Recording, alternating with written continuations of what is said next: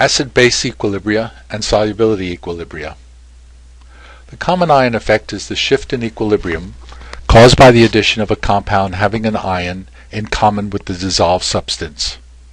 The presence of a common ion suppresses the ionization of the weak acid or weak base. Consider a mixture of sodium acetate, a strong electrolyte, and acetic acid, a weak acid. The sodium acetate, being a salt, dissociates completely into sodium ion and acetate anion. Acetic acid establishes an equilibrium with hydrogen ion and acetate ion. The acetate ion is common to both. The equilibrium will shift to the left.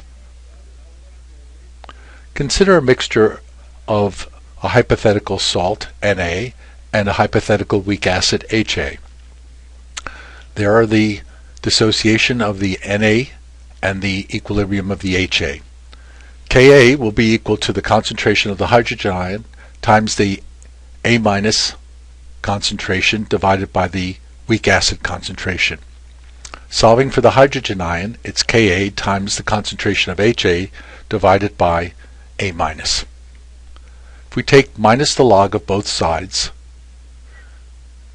and then rearrange the last term to have A- over Ha, we have minus the log of the hydrogen ion equals minus the log of the Ka plus the log of A- over Ha. We'll define minus the log of Ka as the pKa, and then we have the equation pH equals pKa plus the log of A- over Ha. This is a very useful equation called the Henderson-Hasselbalch equation used for buffers. It is defined as the pH equal to pKa plus the log of the concentration of the conjugate base over the concentration of the acid. Buffers are composed of a weak acid and the salt of the acid, or a weak base and the salt of the base. They resist changes in pH, and we're going to use the Henderson-Hasselbalch equation to calculate their pH.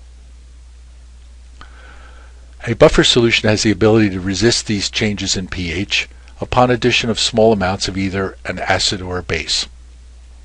Again, consider an equimolar mixture of acetic acid and sodium acetate.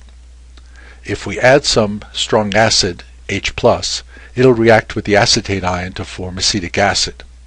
If we add strong base, the hydroxide ion, it will react with the acetic acid to form the acetate ion. This makes the pH stay pretty much the same. Look at this graphic. It shows how a buffer solution changes very little in pH when a certain amount of moles of hydrochloric acid is added. Compare that to water. You see the dramatic change in the pH.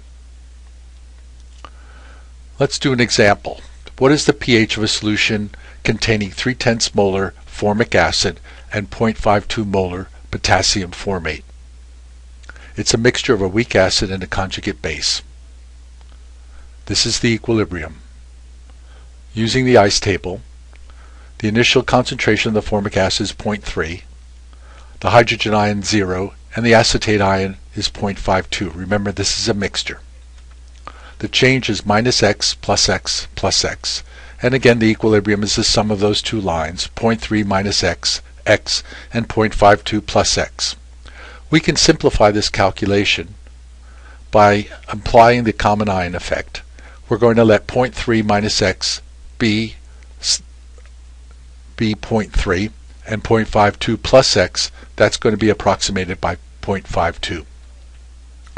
Using the Henderson-Hasselbalch equation, substituting in the pKa for formic acid as 3.77, we got that by looking up the Ka and taking minus the log of it.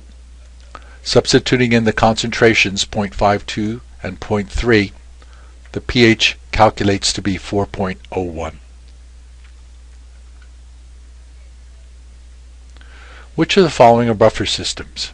Kf, HF, KBr, HBr, Na2CO3, NaHCO3.